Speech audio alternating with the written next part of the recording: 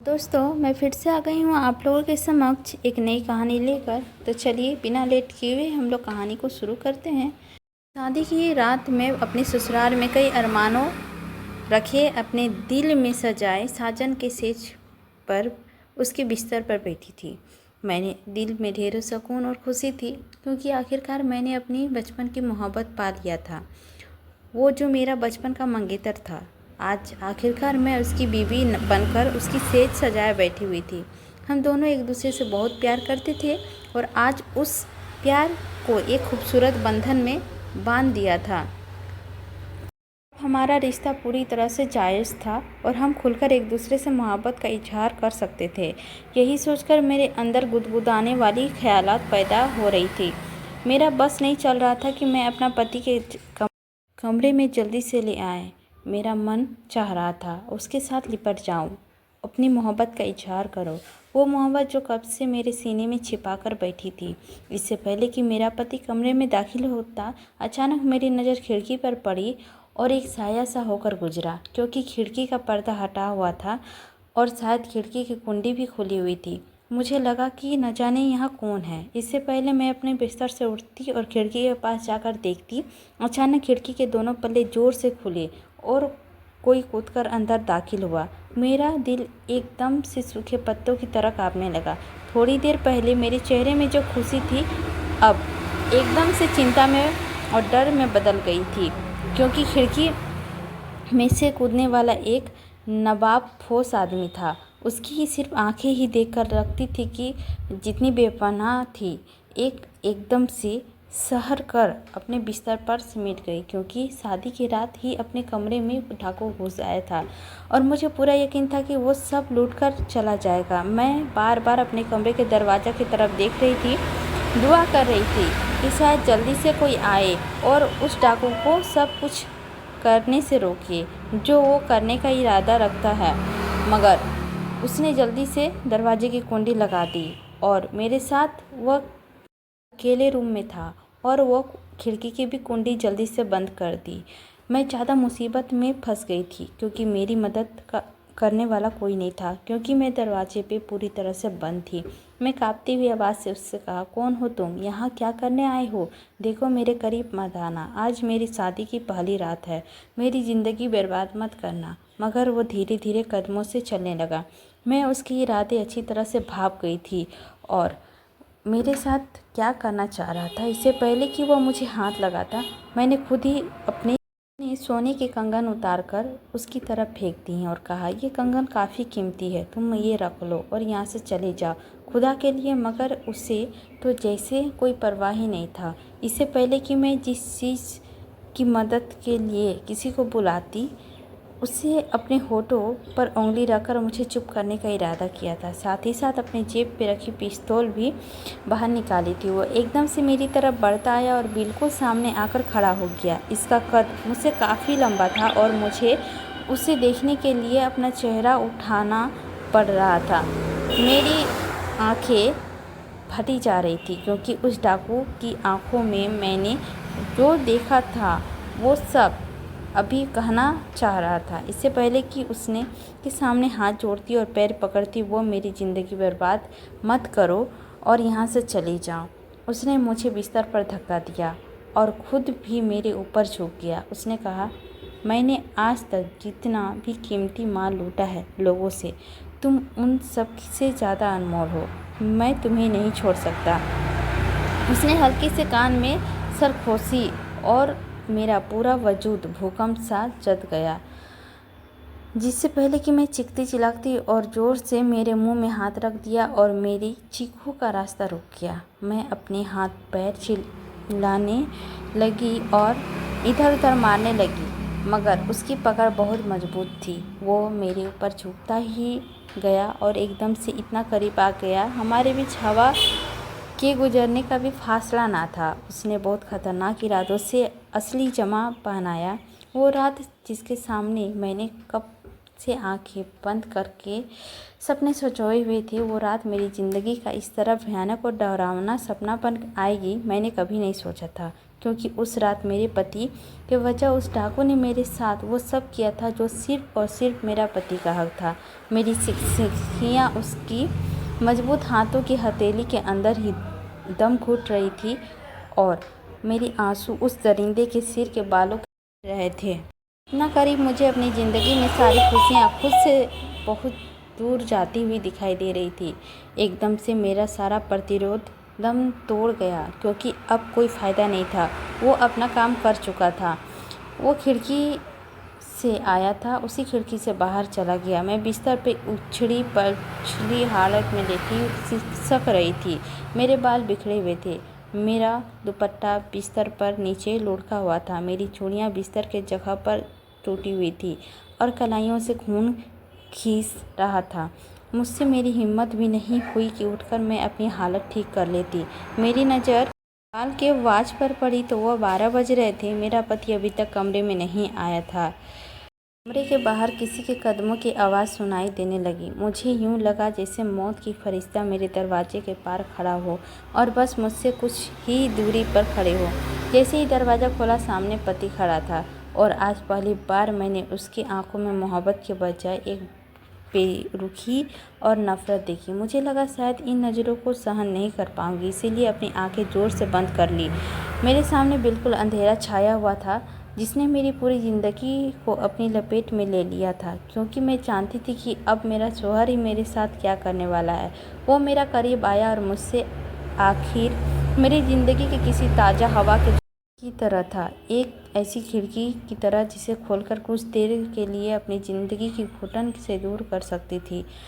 वह मेरी ज़िंदगी का एकमात्र खुशी और अकेले दिल की तसल्ली था। उसकी संगत ने मुझे ऐसा लग रहा था कि मैं दुनिया की सबसे खुशकिस्मत लड़की हूँ और मैं अपने सारे गम एकदम से भूल जाती थी। अपनी सारी परेशानियाँ उसके पहलू में बैठकर हवा में उड़ा देती थी और चेहरे पर मोहब्बत का रंग मुस्कान बनकर सजा जाता था। मेरा सबसे अच्छा दोस्त था, मेरा बचपन का मंगेतर। उसकी मोहब्बत करना मेरी याद भी नहीं था। जब मुझे होश आया तो यही सुना था कि आकाश मेरा होने वाला हमसफ़र है और वो मेरा ताया का बेटा है। मेरे पिता ने मरते समय उसका हाथ मेरे हाथ में थमा दिया था, क्योंकि मैं अपने पिता की इकलौती बेटी थी। मेरे पिता का कोई बेटा नहीं था और वे चाहते थे कि अपनी ज़िंदगी में ही अपनी बेटी की जिम्मेदारी से मुक्त हो जाएं। इसीलिए बचपन से ही मेरा हाथ अजर के साथ थमा दिया गया था। अब्बा के मरने के बाद हमारे घर के हालात वैसे नहीं थे जैसे पहले हुआ करते थे, क्योंकि हमारे घर एकमात्र सहारा और कमाने वाला हमारे अब्बा ही थे। वे नहीं रहे तो एकदम से तहपे सहारा ही आ गया था। मगर ताया जान और आजार के घर वालों हमें बहुत सहारा दिया था। हमारे सारा बचपन बेरुखी से ही गुजरा था और आजार के घर के पास साथ खेलते खेलते कब बड़ी हो गई पता ही नहीं चला। जब मैंने पहली मोहब्बत का लफ्ज़ पढ़ा तो आजार का चेहरा मेरे सामने आ गया। मैंने मुस्कुरा दिया, क्योंकि मुझे यही सिखाया गया था कि तुमने सिर्फ़ और सिर्फ आजार से ही मोहब्बत करनी है, क्योंकि तुम उसके मंगेतर हो और उसी के साथ तुम्हारी ज़िंदगी भर का साथ निभाना है। और मुझे भी भला क्या चाहिए था जिसे आजार जैसा मंगेतर होना हमसफ़र मिल जाए, उसे और क्या चाहिए भला। मेरा अब्बा एक स्कूल का क्लर्क हुआ करते थे। उन्हीं की पेंशन से हमारा घर चल रहा था। मगर हमारे ताया यानी आजार के पापा का शहर के बीचों बीच एक जनरल स्टोर था। वे हमसे ज़्यादा खुशहाल थे। देखते ही देखते उनका जनरल स्टोर इस कदर चलने लगा कि वे दिन दुगुनी रात चौगुनी करने लगे थे। अमीर से अमीर होते गए। मेरे और आजार के घर वाले के बीच एक दीवार सा फासला था। मेरे ताया अब्बा ने अपनी दीवार को भी हटा दी, क्योंकि वे नहीं चाहते थे कि हमारे बीच कोई भी फासला हो। वे बहुत अच्छे थे। उन्हें अपने छोटे भाई से बड़ा लगाव था, जो जाते जाते मेरा हाथ उसके बेटे के हाथ में थमा कर गए थे और अपनी इच्छा जताती थी। मेरी बेटी को अपनी बेटी बना लेना मेरी बहुत बेसहारा का सहारा देना था जिसे मैं छोड़कर जा रहा था। अब ताया अब्बा ने मेरा महरूम अब्बा का वादा निभाया था, इसीलिए इस बात पत्थर की लकीर की तरह थी कि अगर मुझे दुल्हन बनाना है तो सिर्फ और सिर्फ अजार की दुल्हन बनना है। अजार भी मेरी हर ज़रूरत और ख्वाहिश का ख्याल रखता था। ये हर दम एक ही ख्वाहिश रहता था। एक दिन कॉलेज में साथ पढ़ते थे और यह तय हुआ कि ग्रेजुएशन के बाद हम दोनों की शादी कर दी जाएगी। इसके बाद मैं घर संभालूंगी और अजार बिजनेस संभालेगा, क्योंकि ताया अब्बा शहर के 2-3 दुकानें और भी खरीद ली थी और उन्हें संभालने वाला अजार का ताया अब्बा के अलावा और कोई नहीं था। उसके घर के पैसों से कोई भी सहारा नहीं दे रहा था। मगर न जाने क्यों अजार की माँ अब इस बात से खटकती थी। उन्होंने शायद शुरू में ही मुझे कबूल नहीं किया था, क्योंकि उसका दिल अपनी भांजी में अटका हुआ था कि उनकी भांजी उनकी बहू बनकर आए। इसीलिए वे शुरू से ही मेरे माँ और मुझसे नाराज़ रहती थी। कोई भी मौका हाथ से नहीं जाने देती थी, यह जताने कि हम उनके टुकड़ों में पल रहे हैं। वे अजार और ताया के सामने तो कुछ नहीं कहती, मगर उसके जाने के बाद मेरी माँ को खूब बातें सुनाती थी और घर के सारे काम भी करवाती थी। मगर मेरी माँ सब्र और शुक्र के साथ कुछ बर्दाश्त करती थी, क्योंकि उन्हें पता था कि कल को मेरी बेटी को सुकून मिलेगा। और आखिर वह दिन आ गया जब मेरा और अजार का रिश्ता और शादी की तारीख तय हो गई। मुझे खुशी तो थी, कोई सीमा नहीं थी। अजार भी इतना भी खुश था जितनी कि मैं। हम दोनों की अपनी मंगनी भी कभी भी नाजायज़ फ़ायदा नहीं उठाया था और कभी भी एक दूसरे से नाजायज़ रिश्ता नहीं बनाया था, बल्कि यही चाहती थी कि अजार को अपनी ज़िंदगी में शामिल करने के बाद ही उस पर अपना हक जताऊंगी और उसके सारे हक वसूल करूंगी। दिन भी आ गया और आखिरकार वह सारे हक वसूल करने की रात थी, यानी कि मेरी शादी की रात थी। ताई अम्मा इस शादी से बिल्कुल भी खुश नहीं थी, मगर फिर भी ताया के सामने उसकी नहीं चलती थी। और वैसे ही अजार सिर्फ मुझसे मोहब्बत करता था, इसीलिए वे बेबस थी और आखिरकार उन्हें भी मुझे अपनी बहू वसूल करना पड़ा। मैं आज बेहद खुश थी। बनी दुल्हन बैठे अपने अजार का काफ़ी देर से इंतज़ार कर रही थी, उसके लिए बेकरार हो रही थी। मगर शादी की रात ही मेरे साथ इतना बड़ा हादसा हो गया, मैंने कभी नहीं सोचा था। मेरी ज़िंदगी का एक पल बर्बाद हो जाएगा और वह अजार जिसकी मोहब्बत मुझे मान था, यकीन था। मुझे लगता था कि अजार की मोहब्बत मेरे लिए तड़पे सहारा का एक ठंड फुहार सी होगी। उसकी मोहब्बत मुझे तो भूलने वाली थी। मुझे इस बात का अंदाज़ा होने वाला था कि सब कुछ एक फरेब के सिवा कुछ नहीं था, क्योंकि आदमी कभी भी एक औरत को बर्दाश्त नहीं कर सकता और अपनी ज़िंदगी में शामिल नहीं करता है किसी भी की इस्तेमाल की हुई हो। वे शायद झूठे बर्तन में खाना खाना तो गवारा कर सकता है, मगर अपनी ज़िंदगी में शामिल होने वाली औरतों को कोई और चख जाए और यह बात उसे बर्दाश्त कभी नहीं होगा। उसकी गैरत यह गवारा नहीं करता। और आज अजार का पर्दा भी मुझसे पर खुलने वाला था। इससे पहले कि मैं कमरे का दरवाज़ा खोलता और मेरा दूल्हा अंदर आता, अचानक ही खिड़की के दरवाजे खुले और दूल्हे के जगह डाकू अंदर आ गए और मेरा पूरा शरीर काँप रहा था, क्योंकि खिड़की के कूदने वाला शख्स मेरी आंखों के सामने सारे सपने अरमान लेकर अपने साथ चला गया था। वह आया और मेरा सारा सामान गहने लूटने लगा, मगर मुझे ही लूट कर चला जाएगा। वह मेरे करीब आया था और कहने लगा कि आज तक ऐसे हसीन माल कभी मैंने नहीं देखा। तुम्हें तो लूट कर ही बहुत मज़ा आएगा। आज तुम्हारे पति के बजाय हम तुम्हारे साथ सुहागरात मनाएंगे। और मैं उसकी बातें सुनकर दंग रह गई थी। मुझसे कोई भी माफ़ी नहीं दी थी और मेरी इज्जत खराब करके उसी खिड़की के बाहर चला गया था। मगर हैरत की बात तो यह थी कि उसने मेरी किसी भी चीज़ के पर हाथ नहीं लगाया था। मेरा गहना वैसा का वैसा ही था। हालांकि मेरा गहना काफ़ी कीमती था, मगर हर जगह से फर्श पर बिखरा था और मेरी सिसकियों से रो रही थी कि अचानक कमरे का दरवाज़ा खुला। मेरा दूल्हा अंदर दाखिल हुआ और दरवाज़ा मेरा दूल्हा अंदर से बंद कर दिया। जब मेरी यह हालात देखी तो एकदम से सन्न रह गया। मैं उनकी आंखों में अपने लिए पहली बार बेवजह बेरुखी देखी थी। मैं बिस्तर पर किसी उजड़ी हुई हालात पर लेटी हुई थी। मेरा बाल बिखरा हुआ था और मेरा लिबास जगह जगह फटा हुआ था, जो चीख चीख कर मेरी हालत की गवाही दे रहा था कि मेरे साथ अभी क्या हुआ है। अजार कदम कदम चलते हुए मेरे करीब आया। वह बिल्कुल भी सन्न हो गया था। उसने तो यही सोचा होगा कि दूल्हा किसी घूंघट का इंतजार कर रही होगी, लेकिन यहाँ दुल्हन का इस हाल, वह सोच रहा था कि वह जाकर घूंघट उठाएगा, पूरे हक के साथ उसके साथ प्यार जताएगा। मगर दरवाज़ा खुलने वाले दृश्य जैसे ही उसकी सोच पर पानी फेर दिया।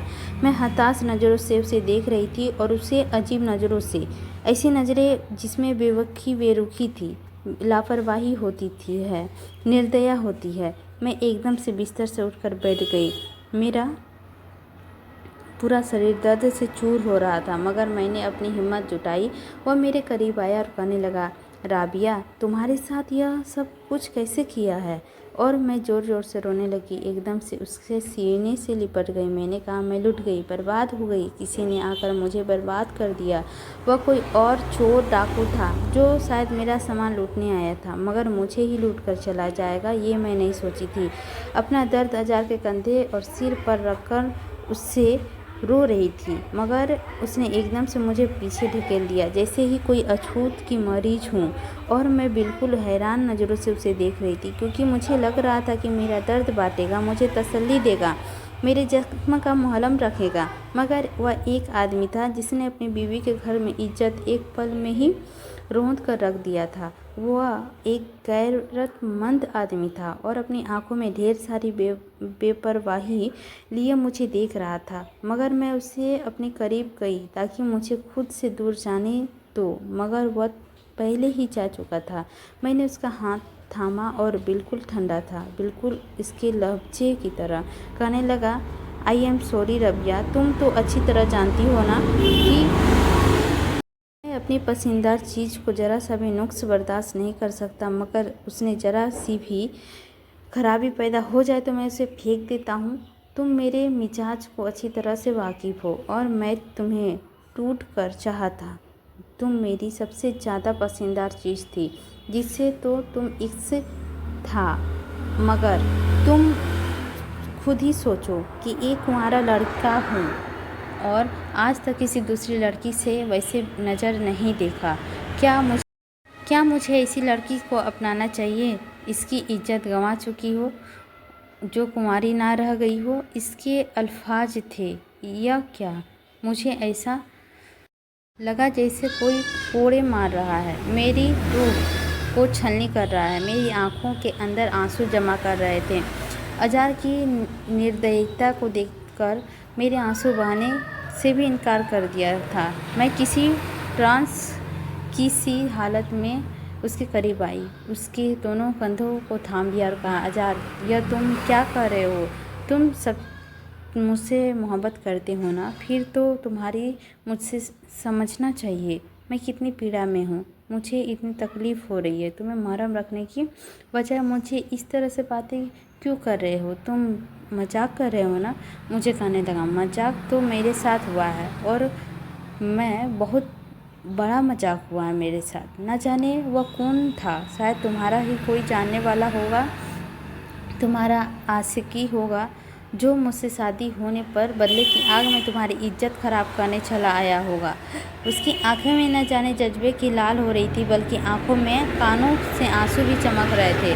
मैं उसके दिल की हालत अच्छी तरह से समझ पा रही थी, और हमारे आने वाली ज़िंदगी को लेकर न जाने कितने सपने सजाए होंगे। आज की रात के लिए उसने तो न जाने कितने सपने देखे होंगे, सब टूट कर चकनाचूर हो गए, लेकिन उसने तो कुछ ना कहा। उस अल्फाजों की उम्मीद नहीं थी। एकदम से हैरान रह गया। मैंने कहा, ऐसा कुछ भी नहीं है अजार, मैं तो उसे जानती तक नहीं थी। वह कौन था, कहाँ से आया था, और मुझे क्यों एक पल में बर्बाद करके चला गया? अब मेरी आंखों में मूसलाधार बारिश की तरह बरसने लगी थी, क्योंकि मेरा सगमा दुख में बदल चुका था। ऐसा दुख जिस पर मरहम लगाने वाला कोई भी ना था। मुंह मोड़कर बैठा था। मैंने उसका चेहरा अपने दोनों हाथों से थाम लिया। और मैंने हमेशा तुमसे मोहब्बत किया हजार। मेरी मोहब्बत और ज़िंदगी कोई दूसरा नहीं है। मुझसे कसम ले लो। तुम तो मुझे जानते हो ना, मगर उसकी आंखों में इतनी फायदेमंद थी कि मुझे लगा शायद वह मुझे पहचानता ही नहीं। उसने ज़ोर से मेरे हाथ झटक दिया और कहने लगा, तुम्हें समझ क्यों नहीं आ रहा? मैं औरत का एकमात्र कीमती चीज़ उसकी इज्जत होती है, क्योंकि अगर कोई उसे रौंद कर चला जाएगा तो उसके पास क्या बचता है? तुम्हारे पास भी तो कुछ नहीं बचा। इसीलिए मैं तुम्हें अपने साथ नहीं रख सकता। आई एम सॉरी, लेकिन तुम मेरे लायक नहीं रही। इसीलिए मैं तुम्हें तलाक। अजहर के शब्द उसके मुंह से ही निकलने वाले थे कि मैं ज़ोर से होठों पे उंगली रख दी और मैं विनती करने लगी, क्योंकि वह सब मेरा प्रेमी है, शौहर बन चुका था। ऐसा शौहर जो अपनी बीवी का जरा सा भी दोष बर्दाश्त नहीं कर सकता था। उसकी बचपन की मोहब्बत जरा सा दाग लगने पर मैली हो चुकी थी, और वह बचाए उस मैले को उतारने के मुझ पर अपने जीवन को खरोच से हटाना चाह रहा था। मैंने कहा, अजहर, क्या तुम्हारी मोहब्बत इतनी कमज़ोर है कि जरा सा दाग लगने पर मैली हो गई है? तुमने तो मुझसे वादे किए थे, साथ निभाने की कस्में खाई थी, और वो सब आज मोहब्बत से मिलन की रात है। हमारे मिलन की रात थी, कहने लगी, और वो रात अब गुजर चुकी है। आप सच सामना करने का वक्त है, और सच यही है कि मैं भी सूरत से तुम्हें स्वीकार नहीं कर सकता। इसीलिए मैं तुम्हें तलाक देता हूँ। उसने खड़े खड़े मुझे 3 तलाक दे दिए। वह इतना निर्दय होगा मैं नहीं जान सकती थी। उसने तो उस डाकू से बढ़कर मेरे साथ अन्याय किया था, क्योंकि उस डाकू ने तो मेरे सिर्फ एक बार इज्जत ख़राब की थी, मगर अजहर ने मेरी पूरी ज़िंदगी ख़राब करके रख दी थी। मैं एकदम से हैरान नज़रों से उसे देख रही थी, जैसे मुझे अपने कानों पर विश्वास नहीं हो रहा था। वे कान जिसने अजहर का मोहब्बत सुनाया था, अब वही कान जिसने इस प्रेम के अंत में ऐलान सुन रहे थे, वह एक पल में ही पराया हो गया। वह कहते ही वह कमरे से निकलने लगा और मेरे पैरों पर पड़ गई। हालांकि मुझे पता चल गया था कि वह कभी वापस नहीं आएगा, लेकिन फिर भी एक कोशिश करना चाहती थी। एक बार वह लिज्जत सहना चाहती थी। मैंने कहा, अजहर, मैं कहाँ जाऊँगी? मेरे साथ ऐसा मत करो। कम से कम मुझे इंसान तो समझो। मेरी माँ सुनेगी तो मर जाएगी। उसकी बेटी एक ही रात में उजड़ गई। वह तो अपनी आँखों में आज सपने लेकर सोई होगी। उसके कंधों पर बोझ हटकर सोई होगी कि मेरी बेटी फ़र्ज पूरा हो गया। खुदा के लिए मेरे लिए यह सब मत करो। मैं बिन बाप की बच्ची हूँ, कहाँ जाऊँगी? मुझ पर तो इतनी रहम करो।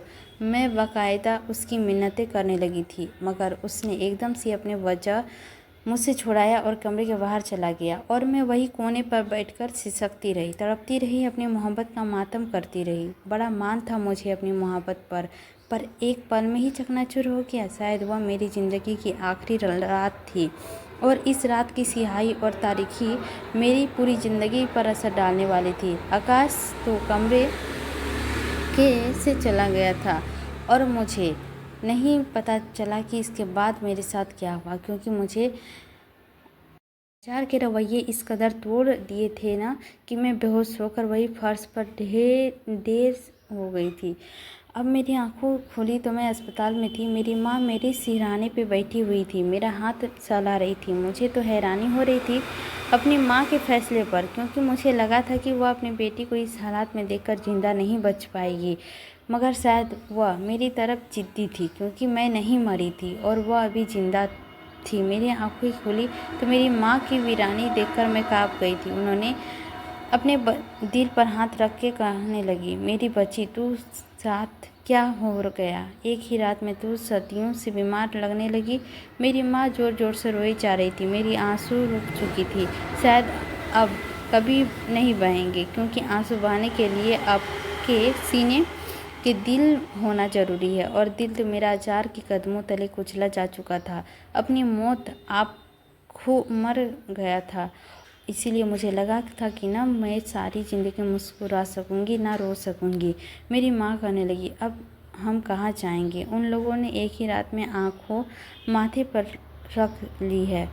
पहले तो अचार की माँ ही हमारी दुश्मन थी, अब तो उसके बाप और आकाश भी हमारी दुश्मनी में उतर आए और वे किसी सूरत में हमें नहीं देखना चाहते हैं और अपनी और हमारी बातें बहुत मिन्नतें की, पैर पकड़े, मेरी बेटी को यूँ मत छोड़ो, मैं और वो मर जाएगी। मगर न जाने वह इतनी निर्दय कैसे बन गया। मेरी बेटी के साथ करने वाले अन्याय का बदला लेने के बजाय खुद ही अन्याय करने में उतर आया। अम्मा ने मेरा तरह बेयकीन थी क्योंकि मेरे हाथ पर हाथ रख लिया और फिर फूट फूट कर रोने लगी क्योंकि हम दोनों माँ बेटी का नसीब सारी ज़िंदगी रोना ही लिखा था। और अस्पताल में डिस्चार्ज होने के बाद जब हम घर आए तो हमारा सारा सामान गठरी और सूरत के घर के सारे कोने में पड़ा था। यह हम इशारा था कि हम इस घर के और ना रहें और अच्छा है। हमारा घर भी छीना जा रहा था क्योंकि वे हमें अपने करीब बर्दाश्त नहीं कर सकते थे। मेरा ताया मेरे पास आया और उन्हें उम्मीद भरी नज़रों से देखा क्योंकि उन्होंने मुझे हमेशा अपनी बेटी कहा था, मगर उसने बेटी के साथ यह सब कुछ वह देखेगा क्या ऐसा ही करते जैसे अब तक कर रहे थे। मैं ईरान आँखों से उनकी तरफ देख रही थी। मुझे लगा था कि वह मेरे सिर पर हाथ रखेंगे, मुझे दिलासा देंगे, मगर उन्होंने तो अपनी आंखें ही अपने माथे पर रख ली और मेरी तरफ देख भी नहीं रहे थे, बल्कि अम्मा को मुताफिर होकर कहने लगे, देखो साफिया, तुम अच्छी तरह से जानती हो कि मैंने हमेशा तुम्हारा सहारा दिया है। अपने और तुम्हारे घर के बीच दीवार भी हटा दी है क्योंकि मैंने लोगों को कभी गैर नहीं समझा था और यह सब कुछ मैं अपने बेटे की वजह से कर रहा हूँ। यह वही बेगाना हो गया कि मैं कुछ नहीं कर सकता। हाँ, मगर तुमसे वादा करता हूँ कि तुम्हें कहीं भी जगह लेकर घर दे दूँगा। हाँ, तुम और तुम्हारी बेटी के साथ अच्छी तरह जा सकती हो क्योंकि अब तुम लोग यहाँ नहीं रह सकते। मैं अपने बेटे की वजह से मजबूर हूँ क्योंकि वह राफिया का इस घर में बर्दाश्त नहीं कर सकता और मुझे जो ज़रा सी गलतफहमी थी एकदम से टूट गई। हमसे हमारे घर और छत भी छीन ली गई थी और ताया ने हमें दूसरे जगह ले जाकर एक साइड में बने हुए क्वार्टर में हम दोनों माँ बेटी को रख दिया और सारा दिन उसके साथ घर के काम करते थे। वह काफ़ी अच्छा इंसान था, मगर मेरा तो सच्चाई और अच्छाई पर विश्वास ही उठ गया था।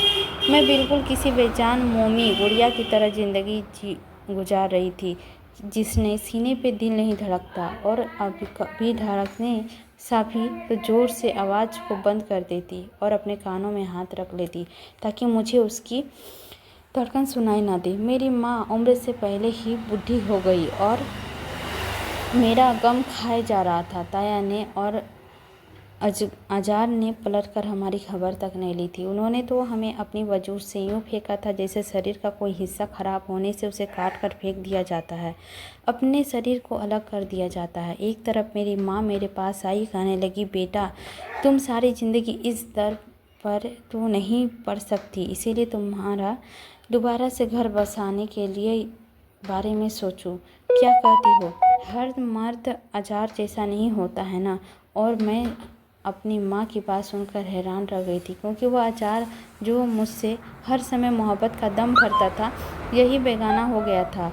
तो मैं किसी दूसरे मर्द पर विश्वास कैसे कर सकती थी क्योंकि मुझे लगता था कि हर मर्द अपने घर की इज्जत के बारे में बहुत ही ज़्यादा संवेदनशील होता है और इज्जत ही तो मेरी ख़राब हो चुकी थी।